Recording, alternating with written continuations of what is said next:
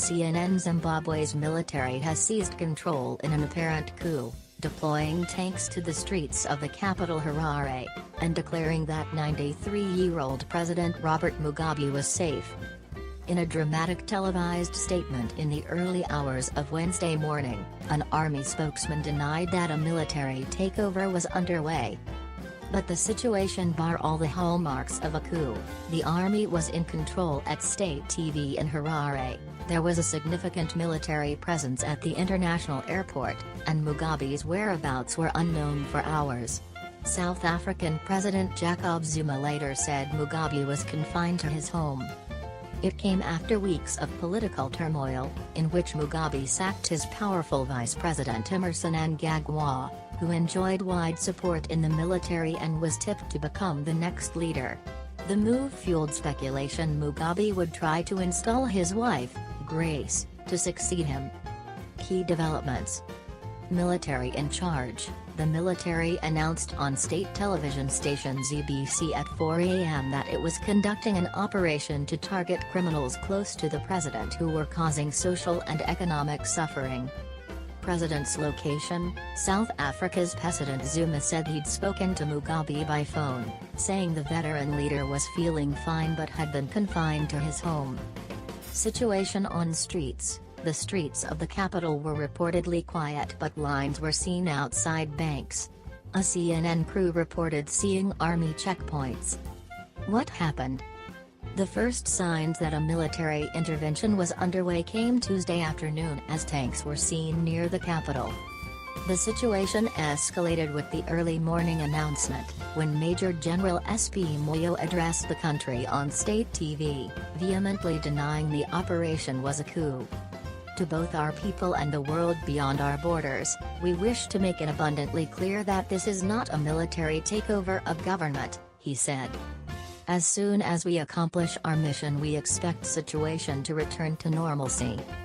Moyo told members of the Zimbabwe Defense Forces that all leave was cancelled and soldiers were expected to return to their barracks immediately. He urged Zimbabwe's other security services to cooperate for the good of our country. Moyo said that the security of Mugabe and his family was guaranteed and said the president was safe, but gave no information of his whereabouts.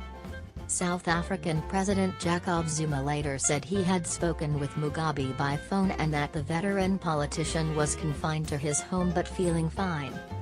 There were reports Wednesday that officials were being arrested. Harare goes quiet. Witnesses told CNN they saw soldiers patrolling the streets of Harare, but that the atmosphere was peaceful. A resident, who wished not to be named for security reasons, described the city as very quiet, though shops were open and buses and taxis appeared to be running normally. Armed soldiers patrol a street in Harare, Zimbabwe, Wednesday, November 15, 2017. Many people have just stayed home, she said. The resident added that there was a sense of excitement in the air and that social media was humming over what might be happening. But there also appeared to be some nervousness. Photographs showed long lines at ATMs and at banks. Political reaction. Allies of the deposed vice president welcomed the military intervention. In a statement praising the military, Chris Mutsvanga, who heads the influential Zimbabwe War Veterans Association, called the move a bloodless coup. We salute the patriotic and gallant forces of the Zimbabwe for once again coming to the decisive rescue of the nation, the statement said. The populace has long suffered under a self-saving dictatorship that had become an oligarch with dynastic delusions. The veterans group has historically been loyal to Mugabe, but it is fiercely critical of Grace Mugabe, who is 52 and does not have any connection to Zimbabwe's independence campaign. Mugabe, the world's longest-serving living leader, became president in 1987, 7 years after the country gained independence from Britain.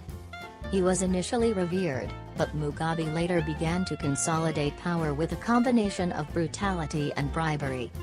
The tactic has been effective. Mugabe remains the only leader many in the country have ever known. Gucci Grace controversy. Speculation that Mugabe would attempt to promote his wife to role of president had prompted widespread discontent among formerly loyalist supporters. Grace Mugabe has drawn the ire of Zimbabweans for being out of touch. She's been nicknamed Gucci Grace for her exorbitant shopping sprees abroad, trips which stand in stark contrast to the lives of those hit hard by the country's massive inflation and debt burdens.